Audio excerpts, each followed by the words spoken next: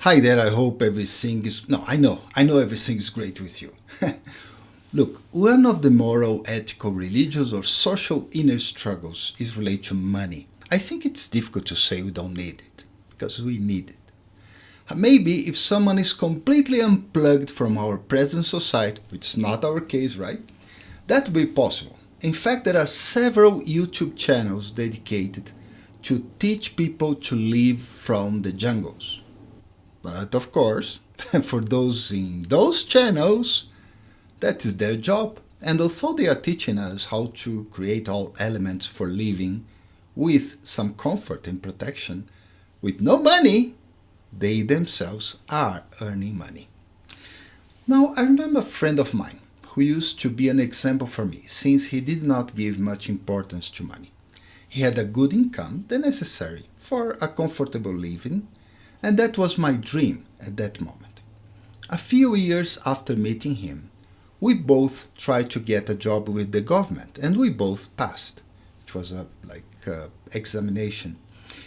I moved to another country, so I didn't use it. But my friend who stayed back, he started to work.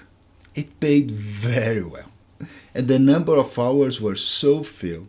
But at the beginning, for my friend, it was just an adjustment in terms of routine and lifestyle. But after a while, because he had so much money available, he started to get a bit confused in his life. Eventually, he quit and he went to live the same life as before. And that's a story I've heard a couple of times from people with dilemma. Should I get all this money or should I live my dream?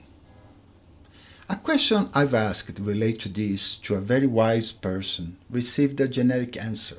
I'm paraphrasing here. Why not both? I've met this other friend now, many years after I left to live abroad the second time. He was joyful, brilliant, inspiring a very good energy, and he got one of the best jobs possible. However, that job required from him to kill his dream, and he didn't like it. He started to suffer until one day he quit. Then he started living his dream and he was fascinated. He was so happy and so full of life and so stressed. There was not enough work, not enough money. Well, it didn't last long due to his experience of the displeasure of being a freelancer. After all, we freelancers are basically eternally unemployed. To have to get money without assurance was too much for my friend, and he went to ask one of the wisest person this planet has ever seen. She gave him a very difficult instruction, so go back. What? Go back to work like a camel? Yes, go back there. He decided to accept that wise advice, and he went back to that same company. But this time, his mind was different. He worked the same way. He was reinstated in the same position. But now his life was meaningful. Money was flowing to his bank account, but self-realization was always present in his mind. After many years, he quit again. But this time in different terms. He remained in the company payroll for 1 year more. And they even paid his international calls, which was very expensive. Did I mention they gave him his first client? A small Swiss company. Huge. And that's how I see money. Something we shouldn't feel bad about.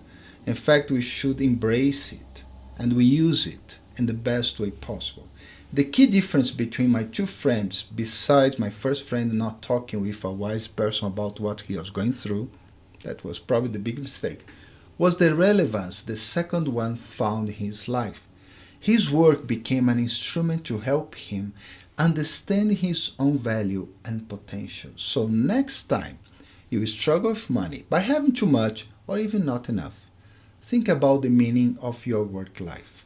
I am sure that will be helpful and you will be able to find solutions easily. So hope you enjoy this video. If you like it, if you know someone who is struggling with this situation, just send them. Take care, see you next week, and bye-bye.